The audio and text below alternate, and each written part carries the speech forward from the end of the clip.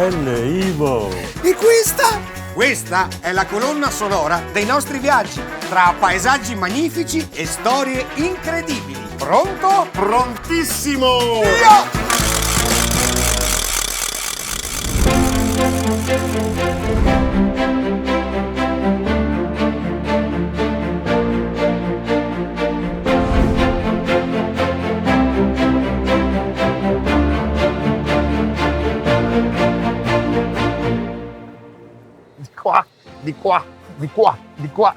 Di qua. Ivo Gallo! Dimmi, Lele Marcassa! Sei contento? Contentissimo, ma soprattutto sono indeciso se definirti Playmobil o omino di zenzero oggi. Visto che fashion? Sì. Hai visto che roba? Sei bellissimo, ma dove mi hai portato? Nella bellissima città di Portogruaro! Andiamo a scoprirla insieme! Subito! Vai, Oddio. omino di zenzero. No dai, Playmobil.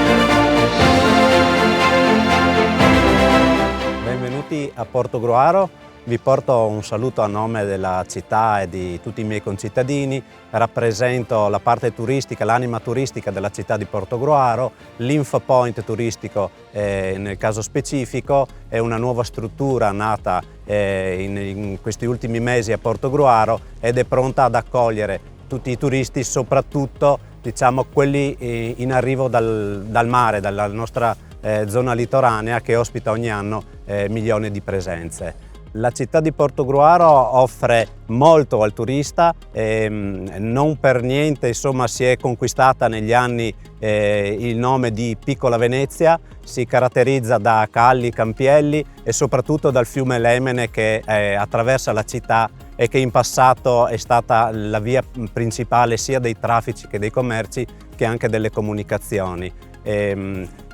In che cosa sta lavorando la città di Portogruaro per sviluppare il turismo? Sta lavorando soprattutto nel valorizzare le proprie caratteristiche, quindi tutta la parte culturale con eventi, iniziative, la parte storica, esaltando il centro storico e soprattutto valorizzando la via fluviale con dei progetti che si attivano principalmente nel periodo estivo, ma sui quali adesso si sta lavorando per poterli estendere a tutto l'anno, con i quali si lavora appunto per collegare Portogruaro con le città limitrofe e offrire al turista un'esperienza in natura oltre che in ambito culturale. Portogruaro è pronta ad accogliervi e vi auguro buon viaggio con Lele e Ivo.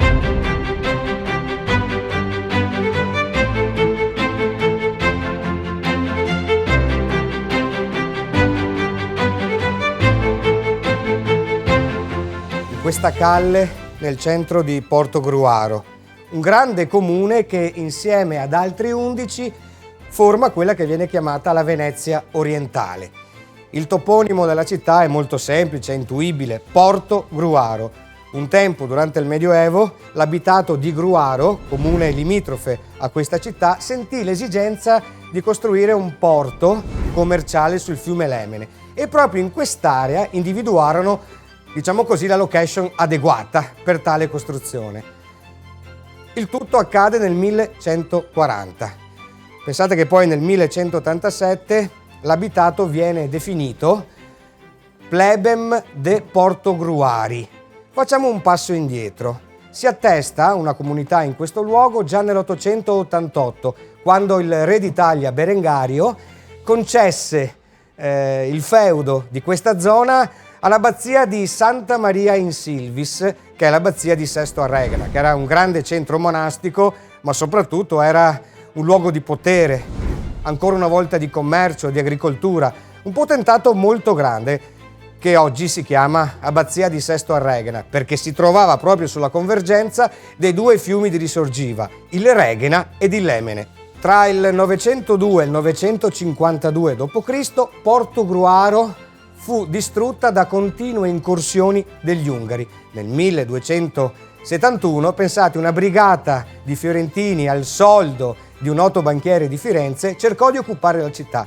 Negli anni 30, sempre del 200, ci fu anche una piccola invasione dell'esercito di Francesco da Carrara, che rimase a Portogruaro per 32 mesi. Proprio per difesa, gli abitanti di questa città chiesero aiuto a Venezia. Fu così che Portogruaro divenne sede del governatorato della patria del Friuli e poi invece più tardi nel 600 arrivò definitivamente lo stato da terra della Serenissima Repubblica di Venezia. Noi continuiamo la scoperta di Portogruaro, io raggiungo Ivo Gallo sul ponte che osserva i meravigliosi mulini del Medioevo.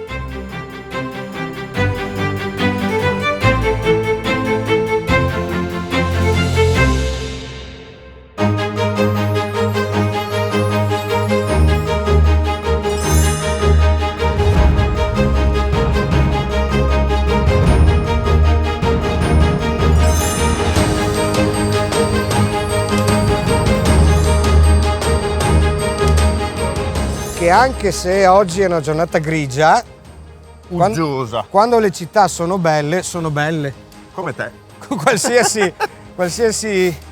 qualsiasi condizione climatica. E qua siamo innanzi a parte della storia di questa città. Questi sono i mulini di Portogruaro. Raccontami.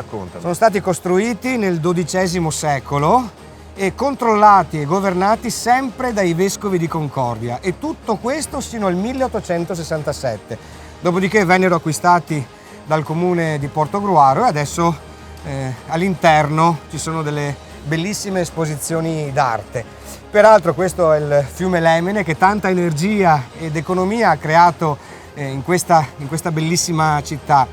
Il fatto che fu di proprietà dei vescovi di Concordia lo si vede da quegli stemmi in marmo, che sono gli stemmi proprio dei vescovi che hanno governato per molti anni il commercio fluviale che andava verso Venezia. Allora continuiamo la nostra scoperta. Scorriamo come Lemene e in particolare andiamo al Museo Città di Portogruaro. Via! Scorri.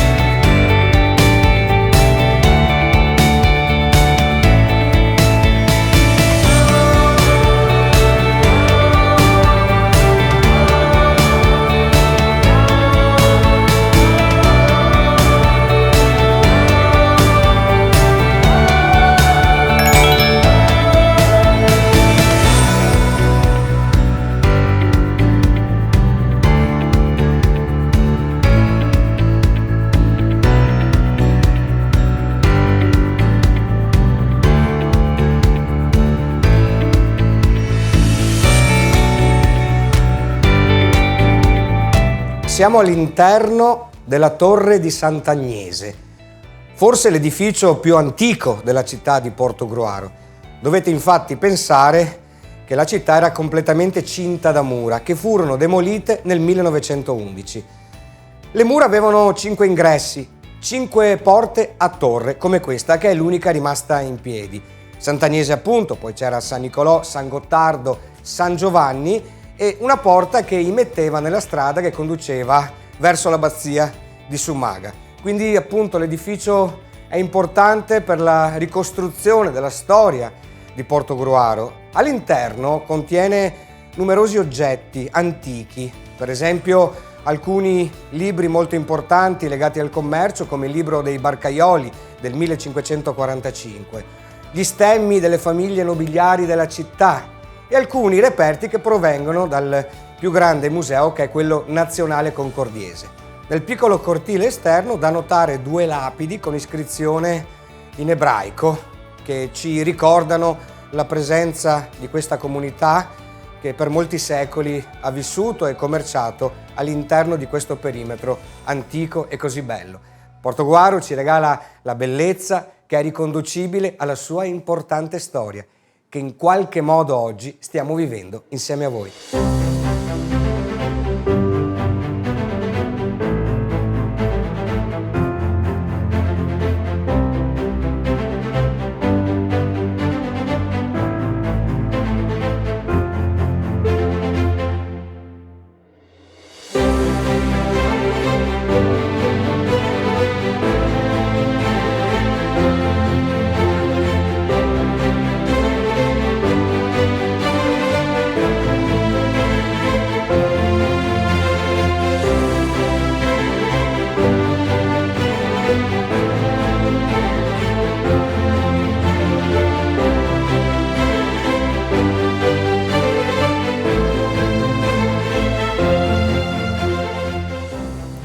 Eccoci qua, eccoci qua.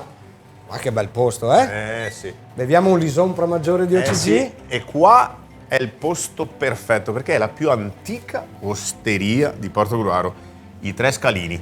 Non era preparata questa cosa, eh? No, infatti. Abbiamo trovato già, Ovviamente. Alice è già serviti.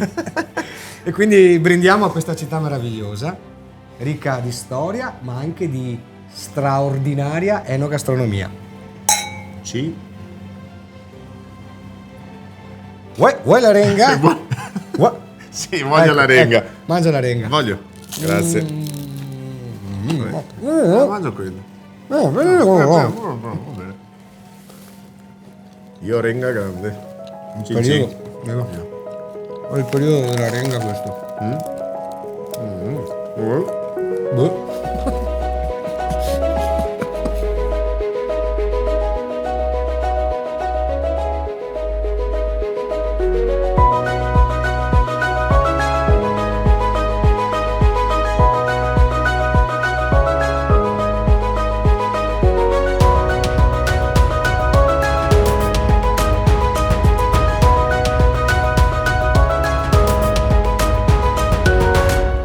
Seconda stella a destra, questo è il cammino,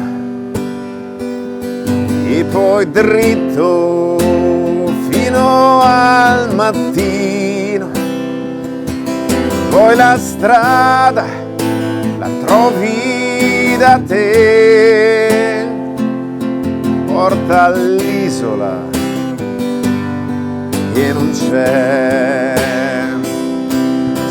D'accordo con voi, non esiste una terra dove non ci sono santi né eroi, e se non ci sono ladri, se non c'è mai la guerra, forse è proprio l'isola che non c'è, che non c'è, e ti prendono in giro se continui a cercarla, ma non darti per vinto, perché chi ci ha già rinunciato e ti ride alle spalle, forse ancora più pazzo di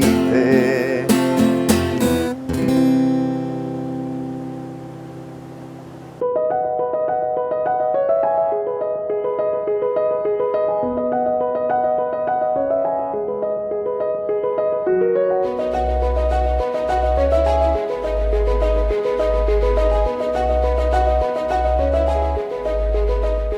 Come potete capire, ogni angolo di questo centro storico ci regala qualcosa di straordinario. Alle mie spalle c'è l'antica pescheria di Portogruaro.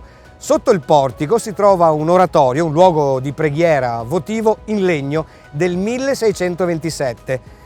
Qui si vendeva il pesce e questa è chiamata la Madonna dei pescatori, che provenivano da Caorle portando ogni giorno il pesce fresco in questa città. Alla mia destra scorre il fiume Lemene, che io e Ivo proveremo ad affrontare all'interno di una piccola imbarcazione. Sono molto curioso, spero anche voi.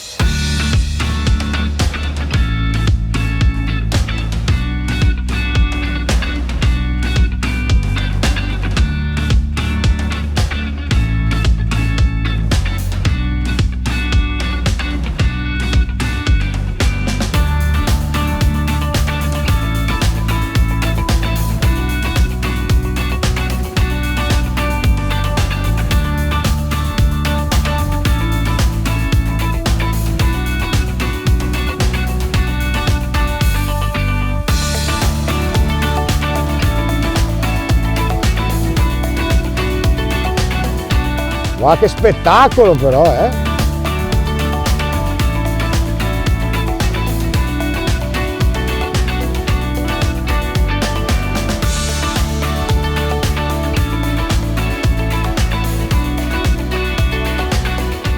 Ivo! Dimmi! È troppo bello qua! Bellissimo! Ti Guarda- vedo un po' troppo rilassato però. Ma perché fa tutto Tessa? Cioè io alla fine non so fare. Guarda, magia, anch'io, senza mani! Allora adesso Tessa mi sta ad indicare i fondaci di Portogruaro. Spiegami bene cosa sono questi fondaci. Sono queste case patrizie che hanno sulla sponda, sulla riva del Lemene, il magazzino, ok? Come a Venezia. Magazzino perché trasportavano via acqua. Eh sì, da Friuli verso Venezia. Ma che roba! Grande Tessa! Grande! Io c'ho Michele che ha una connessione familiare.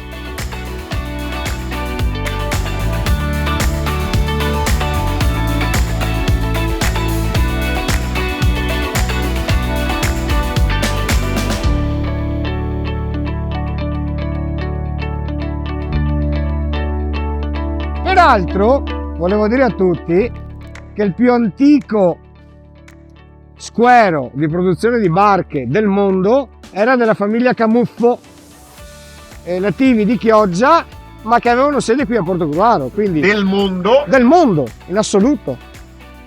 Quindi c'è un'antica tradizione di costruzione delle barche, di fluitazione, e uno pensa Portogruaro, ebbene sì, è proprio qua. Fantastico. Ivo! Dimmi Lele! Sei contento? Contentissimo!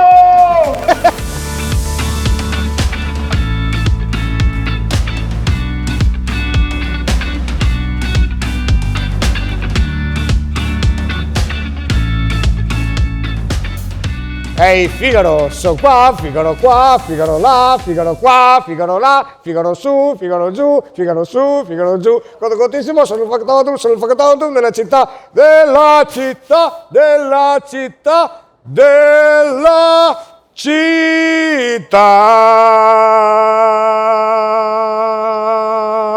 Sabio!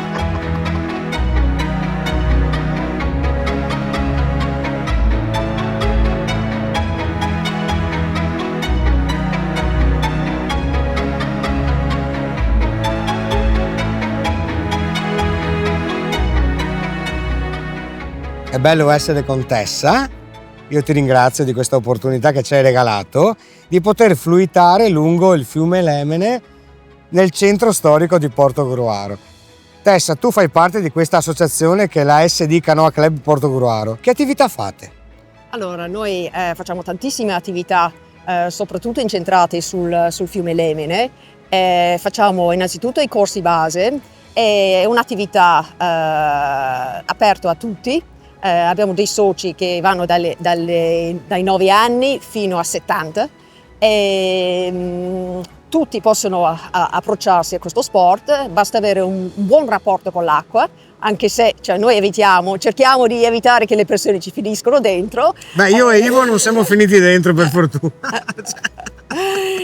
E la nostra missione in particolare è una missione di valorizzare, di scoprire il territorio. Noi amiamo tantissimo il nostro fiume Lemene, infatti cerchiamo di starci quanto più possibile, di non andare troppo in giro, anche perché privilegiamo un'attività diciamo un po' a 0 chilometri. Infatti uno dei miei percorsi preferiti che cerco sempre di fare con i nostri neofiti è di venire proprio su qua, in questo splendido bacino dei mulini, in cui arriviamo dal nostro club passando dietro a tutti i vecchi palazzi di Portogruaro e anche i vecchi fondaci dove ad una volta veniva depositato tutte le merci che arrivava da Venezia. C'era questo tratto commerciale che ha fatto la storia di Portogruaro, voi la vivete dall'acqua ammirando questa bellezza. Tessa, tu hai una storia particolare perché il tuo accento, non so se sei di Caorle o nativa o di Treviso, da dove provieni Tessa? Cos'è successo a un certo punto? No, confesso che sono una rifugiata di Brexit. No, vivo da Portogruaro molto felicemente da più di 20 anni e sono molto orgogliosa di essere diventata cittadina italiana nel 2020, per cui originalmente comunque dalla Gran Bretagna. Tessa, io ringrazio te e tutti i compagni che ci hanno permesso questa magnifica esperienza. Ecco, anzi voglio ringraziare anche quelli della nostra associazione che ci hanno dato una mano, in particolare mio figlio Michele e l'altro nostro carissimo socio Marco. Ringrazio Tessa e i ragazzi, facciamo una piccola pausa e fra un po' incontreremo l'amministratore delegato di East Energy.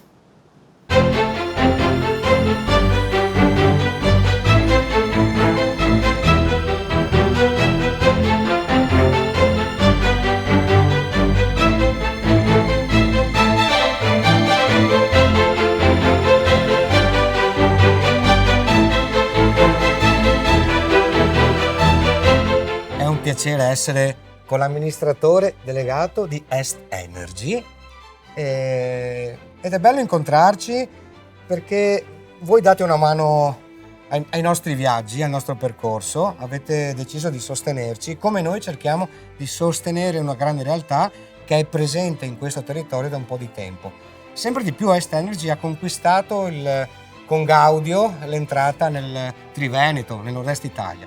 Com'è nata questa cosa? Noi come Est Energy nasciamo e cresciamo in Veneto e in Friuli Venezia Giulia, che sono i territori che hanno visto nei decenni nascere e crescere le aziende locali, da Amga di Udine ad Ascopiave, Ascotrade, Est Energy stessa a Padova, e con un processo di aggregazione unirsi, consolidarsi per creare a ottobre del 2022 un'unica grande impresa, Est Energy appunto, che ha diverse sedi nel nord-est e serve più di 1 milione di clienti. Noi qua siamo circa 260 persone su tutte queste sedi, quindi una realtà importante per questo territorio. Quindi nell'ultimo periodo è aumentato il bacino di utenti che evidentemente ha trovato in voi interesse ma servizi.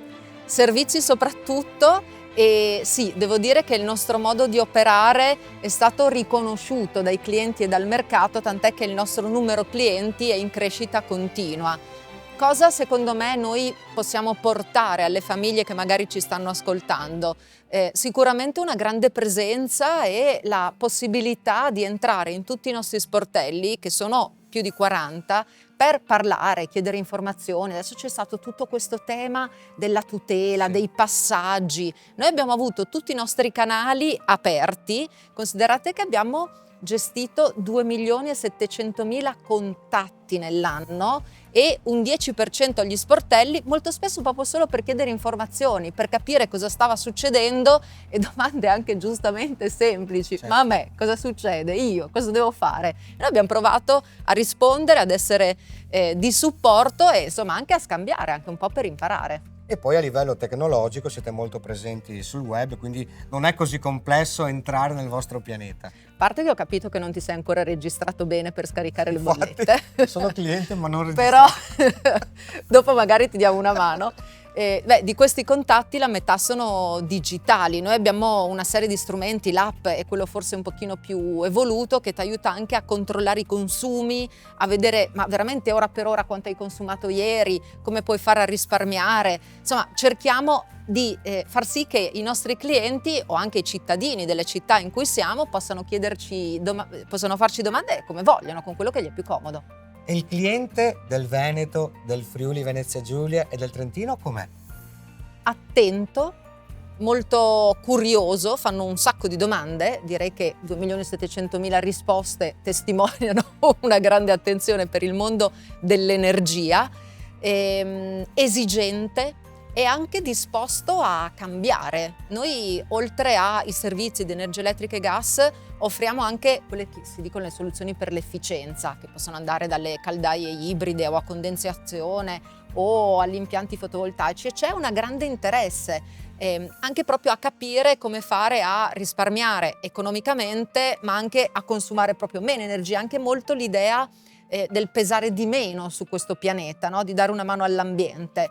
E secondo me, per quello che noi abbiamo visto, i nostri clienti veneti e friulani sono molto concreti, ma hanno anche voglia di cambiare, di andare un po' incontro al futuro. La gente vuole sapere e voi date risposte. Questo è Ci l'essenziale. mettiamo tutto il nostro impegno. Io ti ringrazio di cuore, ringrazio Esta Energy, il gruppo ERA, perché a noi dà tantissima energia. Grazie. Grazie, è stato un piacere. Grazie.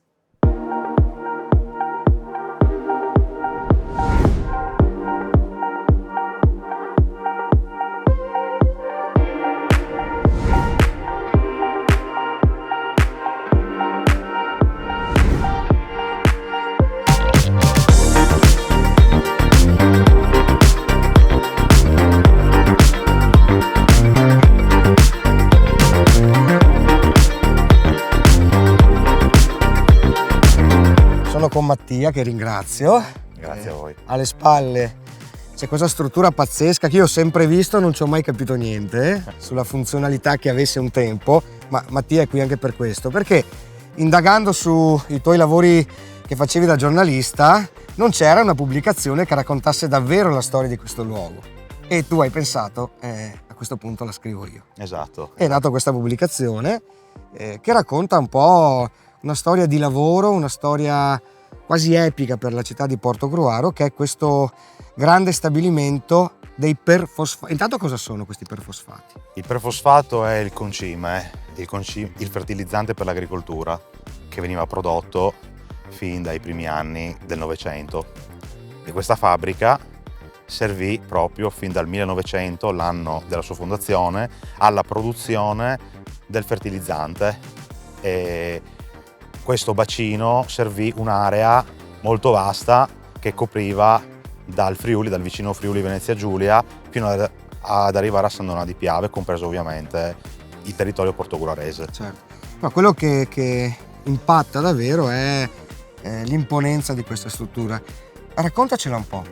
Sì, questa è una struttura che vedete alle mie spalle, è costruita dall'ingegnere e progettata dall'ingegnere Giulio Ceruti nel 1949, una struttura ad archi paraboloidi prefabbricata in cemento armato, che per la sua qualità architettonica già all'epoca era una struttura assolutamente avveniristica e diciamo sensazionale, una struttura che si sviluppa con le sue nervature ad altezze vertiginose, molto vasta, e che sicuramente per la funzione della produzione in questa fabbrica aveva l'obiettivo di essere costruita nel modo più snello, agile, ma non per questo meno bello.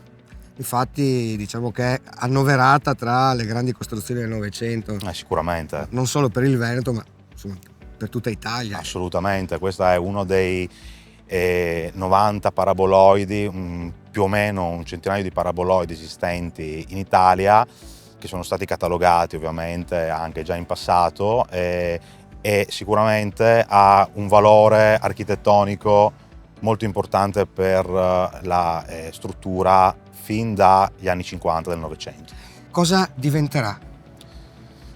Questa è una domanda molto, molto complicata, perché non spetta a me deciderlo. Io posso dire quello che mi piacerebbe per anche la sua vocazione, la vicinanza, come abbiamo detto, con molte opere strategiche. A me piacerebbe molto vedere una struttura riutilizzata per scopi molto elevati dal punto di vista non soltanto per Portogruaro, ma anche per tutto il territorio. Quindi io sto pensando Ti auguri che... a un'area fieristica, sicuramente, un polo fieristico, però appunto ci sono vari passaggi che ancora bisogna fare. E noi ci auguriamo che al più presto possa essere utilizzato questo luogo, perché si impone alla nostra vista come qualcosa di grandioso e il contenuto potrebbe essere grandioso anch'esso. È quello che ci auguriamo tutti quanti noi portogruaresi. Grazie Mattia, di cuore. Grazie a voi, grazie a voi.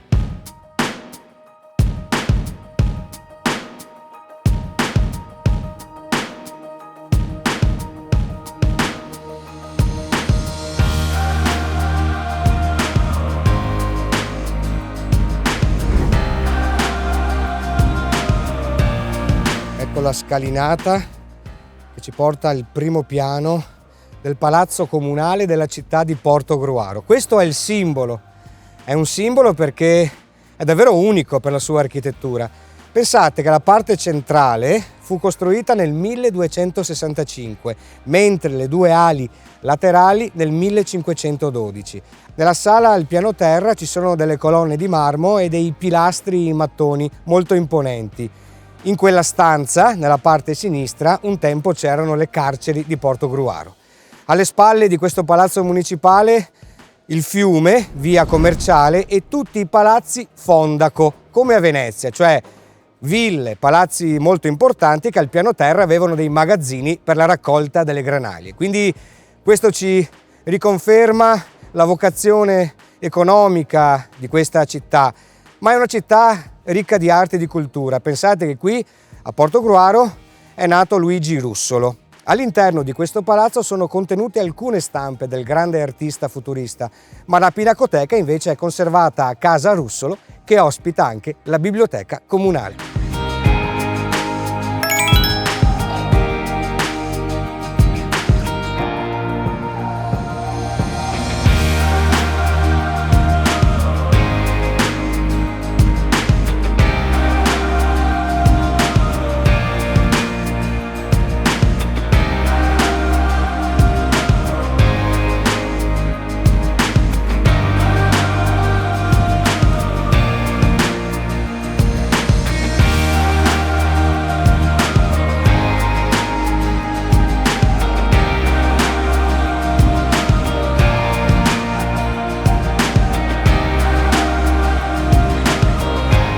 Benvenuti in Casa Russolo, galleria permanente che il Comune di Portogruaro ha aperto presso Palazzo Altan Venanzio, sede della Biblioteca Civica Niccolò Bettoni di Portogruaro, nel giugno del 2018. Ospita una collezione di opere del pittore futurista Luigi Russolo che sono state in parte acquistate dal Comune di Portogruaro, in parte concesse in comodato d'uso gratuito dai privati. In questa galleria permanente che invitiamo appunto a visitare ed è aperta al pubblico durante gli orari di apertura della biblioteca civica, da martedì a sabato dalle 9 alle 13 e nei pomeriggi da martedì a venerdì dalle 14 alle 18 in forma gratuita. Sono presenti alcune delle opere più significative del pittore Luigi Russolo, tra cui quelle del periodo iniziale del futurismo. In particolare segnalo Linee e forze della Folgore, che è un'opera che è stata scoperta per caso durante una procedura di restauro del quadro I Tre Pini. È stata scoperta dal restauratore Vanni Tiozzo e certificata dal professor Franco Tagliapietra. Un'altra opera importante del pittore futurista Luigi Russolo è Impressione di bombardamento, che è qui appunto alle mie spalle, ed è un'opera che rappresenta la essenza della guerra e del rumore per Luigi Russolo. Il significato appunto della guerra per la ideologia futurista, ed è un'opera che è stata recentemente prestata al Rijksmuseum in Olanda, e nel mese di ottobre farà parte della mostra sul futurismo che si terrà a Roma presso la Galleria Nazionale d'Arte Moderna. Luigi Russolo, patrimonio di Portogruaro e patrimonio dell'Italia tutta.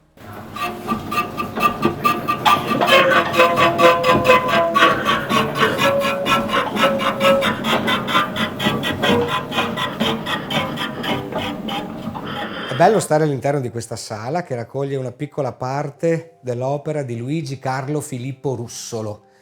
Nato nel 1885 a Portogruaro, è un esponente tra i più importanti dell'avanguardia futurista di Marinetti.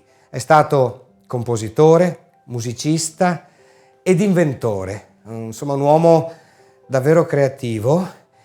Da ragazzo è un violinista. Nel 1901 si trasferisce a Milano, dove frequenta l'Accademia delle Belle Arti di Brera, e addirittura fu uno dei giovani che lavorò al restauro del Cenacolo di Leonardo da Vinci.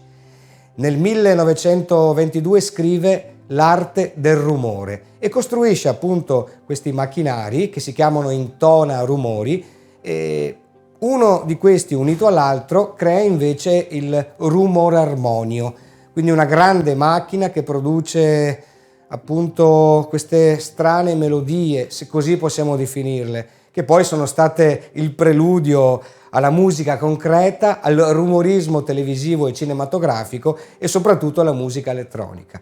Nel 18 partecipa alla Prima Guerra Mondiale come grande attivista, come tutti i futuristi furono, quindi interventisti.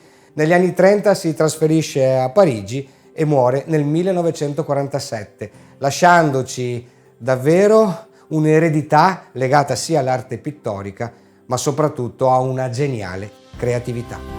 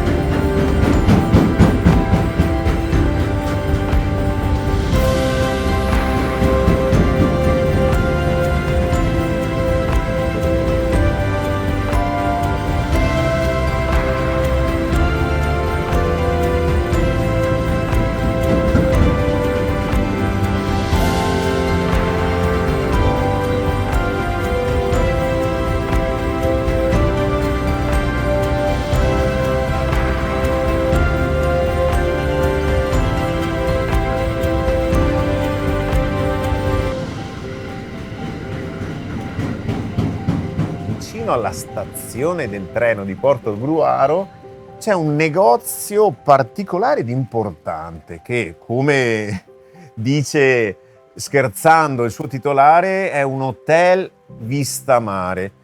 E da una passione lui ha creato un lavoro. Caro Angelo, quando e come questa passione è nata in te?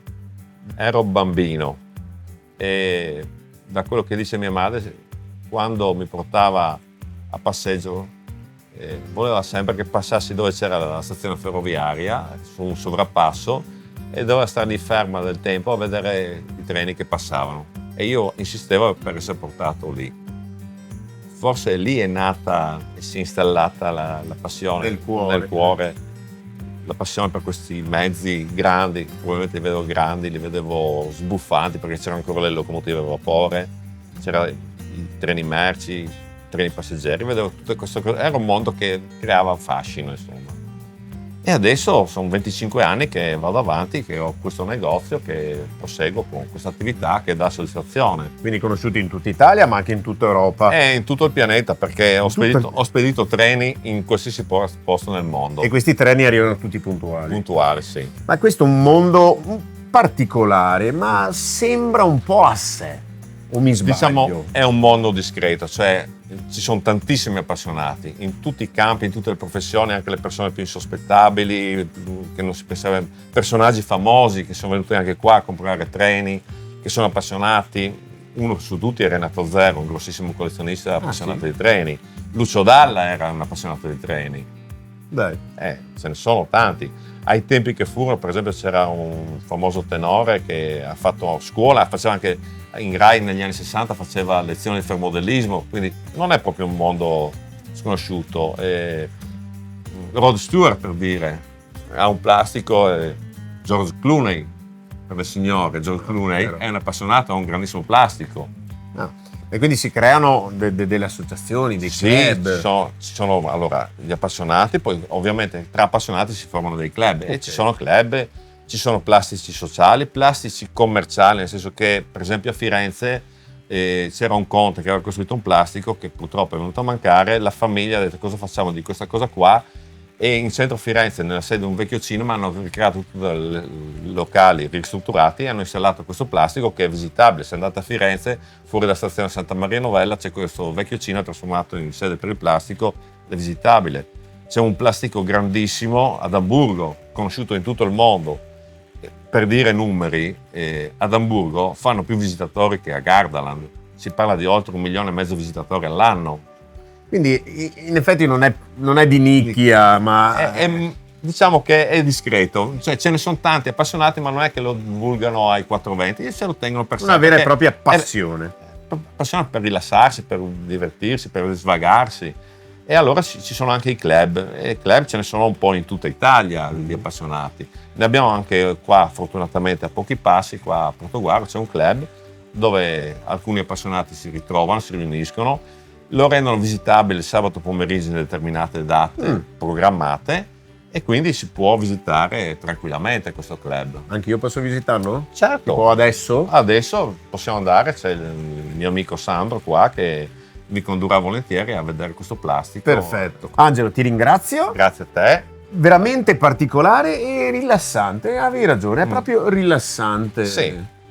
Per rilassarsi, per svagarsi, per non pensare a tante cose, perché tanta gente che ha magari, come dire, tanti fastidi nella vita, tanti dispiaceri, si rifugia qua e si svaga. Quindi saliamo sul trenino e andiamo al club.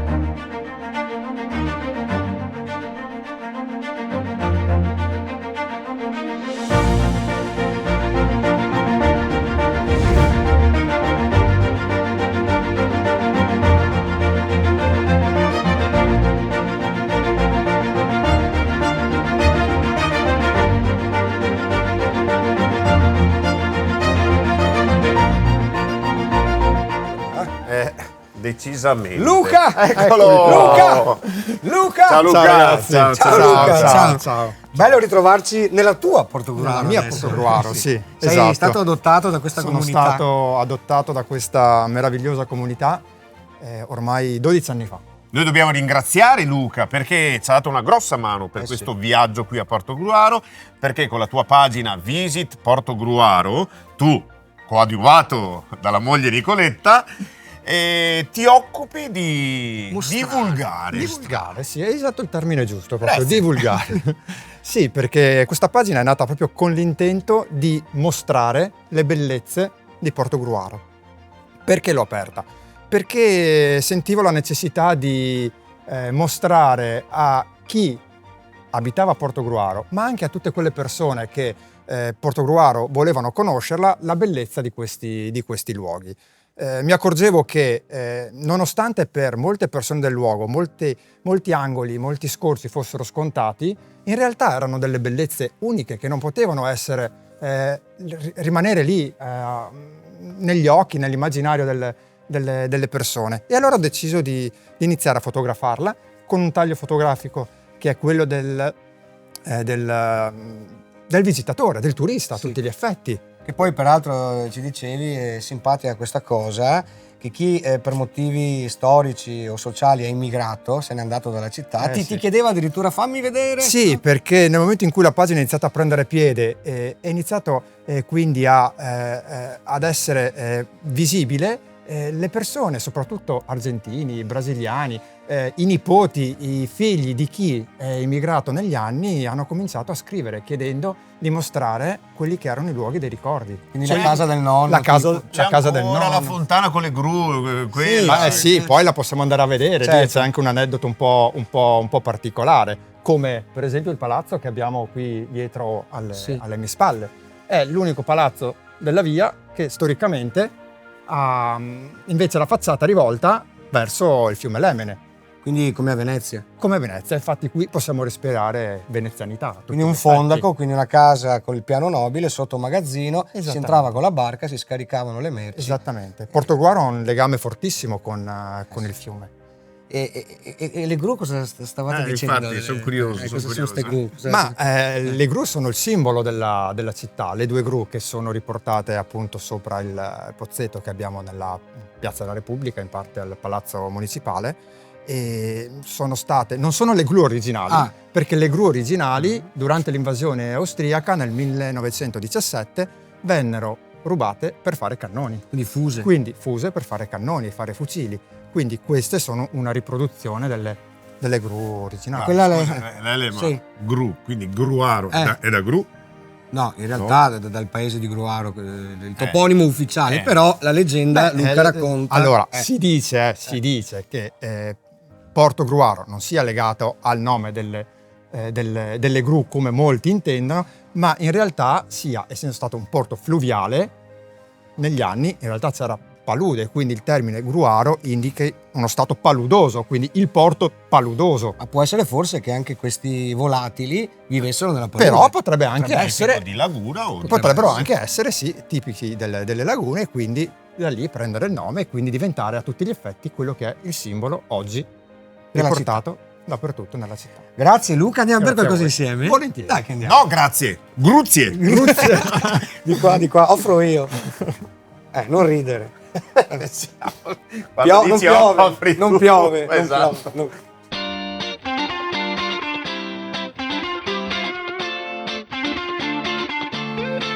Oh, eccoci dentro. Sei felice? Sì, questo bel bar nel centro storico di Portogruaro. Con Nicoletta, la moglie di Luca. Ci ha raggiunti. Esiste. Ci ha raggiunti. Insomma, bello qua, È bello, sì, ma Portogruaro non è solo arte, cultura, musica, ma un sacco di locali dove si può respirare la tradizione enogastronomica locale del territorio, ed è anche molto famosa in quest'ultimo periodo anche per il cicloturismo. È una meta importante per gli amanti della bicicletta. Quindi uno arriva qua, ammira anzi il centro storico e poi entra in un bacaro, in un bar come questo e fa un bel brindisi. Come noi, come noi. Evviva! Evviva! Evviva Cincin! Evviva! Evviva! Evviva!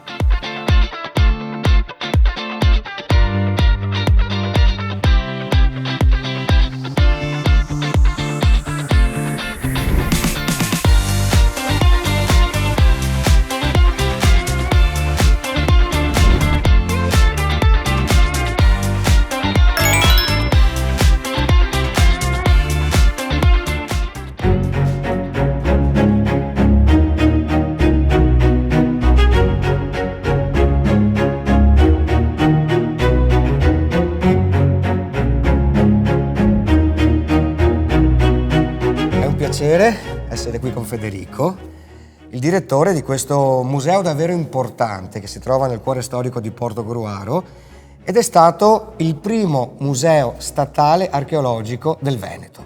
Esattamente. Quindi ha una storia anche essa antica. Certo, è stato realizzato alla fine dell'Ottocento e aperto al pubblico nel 1888. L'edificio che vediamo fu costruito ad hoc proprio per l'occasione, con questa forma a 3 navate, perché questo museo raccoglie le testimonianze dell'antica colonia romana di Iulia Concordia, che dopo il IV secolo, in epoca ormai tardo imperiale, divenne un centro della prima cristianità molto importante. Quindi l'architetto ha richiamato l'architettura proprio di quell'epoca, realizzando questa struttura che ha molti anni ma contiene diciamo dei reperti importantissimi per la storia non solo veneta. Certo. Allora diciamo che all'interno di questo edificio abbiamo conservate tutte le testimonianze di questa colonia romana, che era quella di Iulia Concordia, fondata tra il 42 e il 40 a.C., ma anche di tutto il territorio circostante, quindi di tutto l'agro concordiese che in sostanza serviva come fonte di approvvigionamento per la colonia romana. C'è qualche reperto a cui in particolare tu tieni? Ogni giorno entri in questo luogo magico, però l'attenzione si punta verso qualcosa che un po' ti prende di più. Sì, assolutamente. In primis va citata la statuetta bronzea di Diana Cacciatrice di epoca imperiale, e che ha una particolarità, nel senso la statua di per sé è bellissima, conserva addirittura negli occhi parte del materiale originale, quindi sappiamo che erano colorati, ma la cosa più interessante è che la base d'appoggio su cui questa statuetta è stata appoggiata viene aggiunta successivamente da un personaggio che viene ad abitare in questo territorio concordiese in epoca più tarda e che sappiamo venire dal vicino Oriente, perché fa una dedica a una divinità particolare che era Giove Dolicheno, ed era una variante del Giove che si adorava in vicino Oriente. Questa è la prima. E una seconda? Allora, una seconda, sicuramente direi, rimanendo all'interno di questo spazio della navata centrale, l'ara di Galla. Galla chi era? Era una appartenente a una famiglia di macellai, quindi dedica questo monumento funerario ai suoi parenti, in particolare al padre, e a lato, a fianco dell'iscrizione, vengono rappresentati un pochino quelli che erano gli strumenti del mestiere, dell'attività quotidiana. Quindi abbiamo la rappresentazione, per esempio, di un prosciutto appeso, abbiamo i coltelli, i coltellacci, la bilancia per pesare la carne e l'affilatoio per filare le lame dei coltelli. E quindi questo ricostruisce anche la storia sociale di quel periodo, ovviamente, che possiamo recuperare attraverso questo tipo di lavorazioni, anche se era un sepolcro, racconta la storia di una famiglia. Diamo qualche indicazione per chi volesse visitare questa realtà. Sì, allora il Museo Nazionale Concordiese è aperto tutti i giorni della settimana, dal lunedì al sabato, dalle 8:30 alle 19:30, la domenica la mattina dalle 8:30 alle 13:30. E poi abbiamo durante l'anno, ma le pubblicizziamo sui nostri canali social, Facebook e Instagram, anche delle aperture straordinarie serali, ad esempio in occasione della Notte Europea dei Musei o altri eventi di portata nazionale. Io ti ringrazio, Federico. Grazie a te. Complimenti per vivere questa esperienza museale davvero unica in Italia.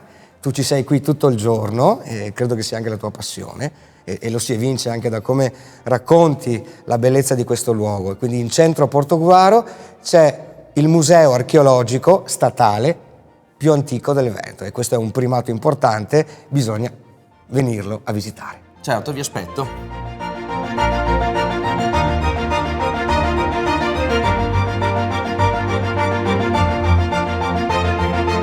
Sul retro della villa comunale di Portogruaro, questo maestoso palazzo cinquecentesco, già Villa Marzotto, si apre un vasto parco di circa 3 ettari, il Parco della Pace.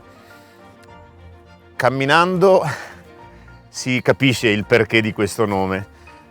Ci sono 66 tipi di piante, arboree ed arbustive, e è proprio rilassante l'accoglienza che questi maestosi alberi ti offrono. Ma non solo, è molto piacevole anche l'equilibrio cromatico durante tutte le stagioni. E a tal proposito vi consiglio di venire qua verso maggio e giugno, quando l'antico glicine fiorisce. Lo sapevate che il glicine, la wisteria, in tedesco si dice Blauregen, pioggia blu, e in cinese è, se non sbaglio, Ziteng, vite blu. Invece glicine in italiano deriva da glico, in greco, che significa profumo. Non vorrei sbagliarmi. Comunque legato all'inebriante profumo emanato dai suoi fiori. Un'altra cosa molto interessante in questo parco è la piantumazione che è avvenuta circa 4 anni fa di una piccola quercia, promossa dall'associazione Alberiamo, che in quell'occasione ha sottolineato il fatto che questi esseri viventi attraverso la luce producono energia e mentre lo fanno puliscono l'aria. Quindi degli amici degli uomini che vanno preservati, curati, amati. Questa è la piccola quercia. Questa giovane quercia è entrata a far parte della famiglia del Parco della Pace, ma ora andrò ad abbracciare una sua sorella maggiore, perché abbracciare un albero porta fortuna, ma soprattutto ti allunga la vita.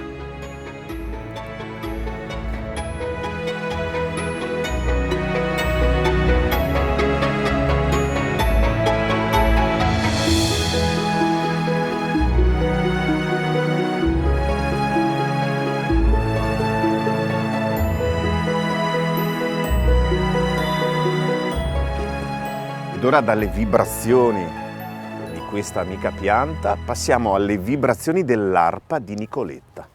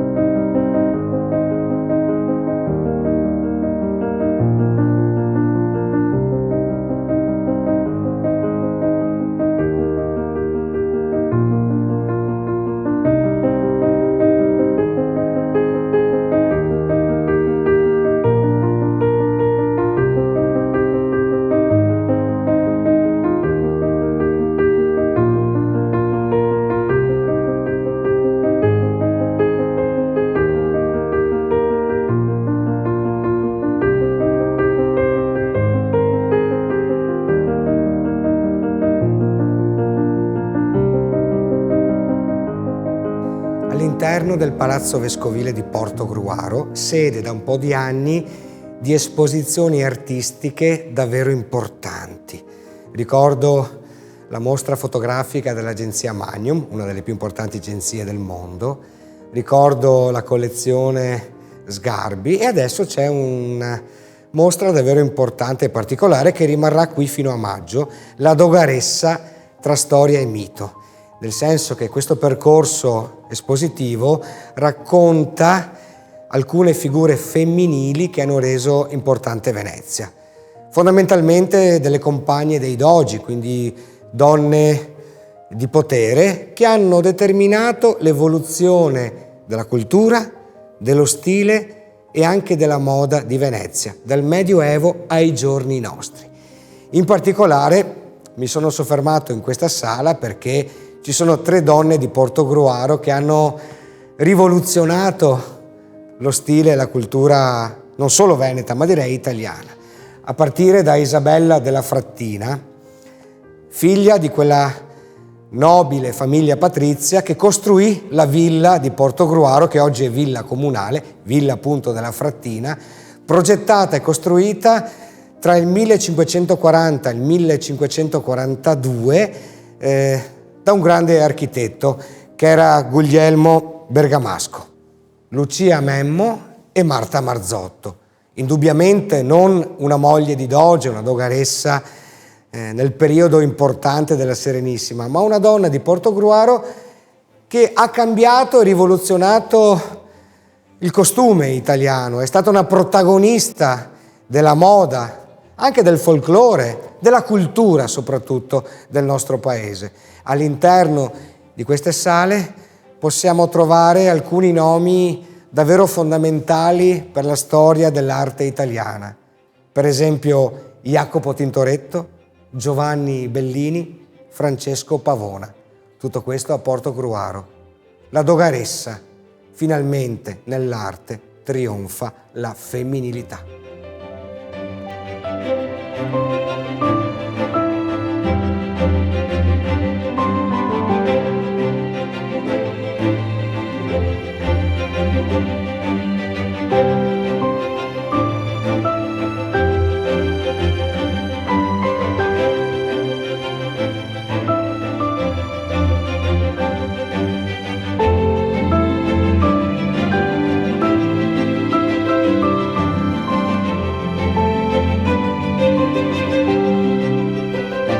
Giardino botanico di Portogruaro. Bravo, sai leggere. Sì, ho imparato qualche anno fa. Sì. Interessante la storia di questo giardino. Infatti, come hai ben letto, parte dagli anni '80 il WWF e prende in gestione questo giardino di 7.000 metri quadrati al comune. Poi però nel tempo rinuncia un po' alla gestione per vari motivi e va in disuso. E chi è che poi lo ha riusato? Arriva recentemente il Lions Club. E tra l'altro i lavori sono finiti l'anno scorso, poco tempo fa, e aiutate dall'associazione Alberiamo e Lega Ambiente.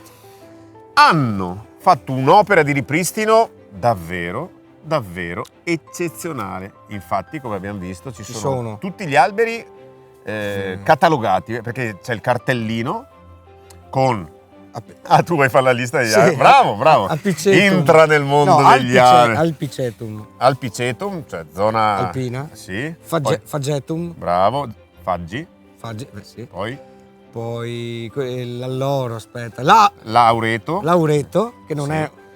che non è il tuo cugino. Lauro. Poi ce n'era un altro. Me lo sono dimenticato. Castagni. Castagneto, bravo. E poi Piceto, cos'è? Piceto. Pice Alba. Non lo so. Alba, bianco. Alba. Pino. Un pino. Abete. Sì. Abete. No, non cambiate la vocale. In ogni caso, se venite qua potete imparare facilmente, anche se siete inesperti. Quindi si presta, tutto scritto. Sì, si presta a scolaresche, professori appassionati, ma anche a chi non sa proprio nulla e legge, un neofita. Legge e capisce. Legge, sì, ecco. Molto molto semplice. Bene, adesso noi leggiamo e capiamo. Esatto, forse. Andiamo a leggere. Stai per cadere. E vedi, Pinus Pinea.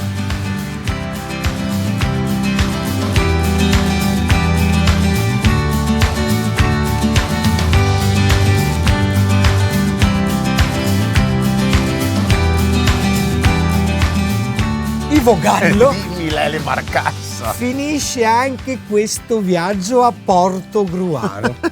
Sì.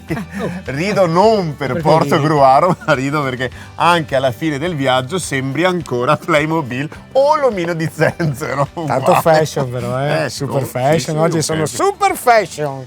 Chiudiamo questa avventura in questo centro storico medievale, rinascimentale, davvero straordinario. Con un fiume di risorgiva molto importante che abbiamo affrontato in canoa. Peraltro tutto questo fa parte di un'area bellissima del Veneto che si chiama la Venezia orientale.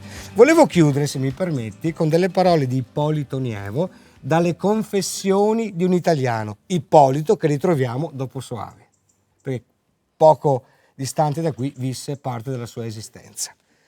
Diceva: Portogruaro non era l'ultima fra quelle piccole città di terraferma nelle quali il tipo della serenissima dominante era copiato e ricalcato con ogni possibile fedeltà.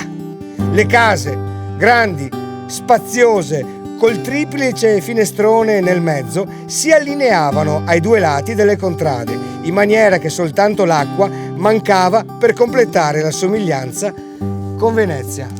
Da Ivo Gallo, Ma soprattutto da Lele Marcassa. si chiude questa avventura. Se vorrete, ci troviamo ancora nella prossima puntata. Ciao a tutti e grazie. Portogruaro, ma batterci le mani, a mettere le bandiere sui balconi. Sono arrivati i re dei ciarlatani, i veri quinti sopra il carrozzone. Venite tutti in piazza fra 2 ore, vi riempirete gli occhi di parole, la gola di sospiri per amore e il cuor farà 3000 capriole.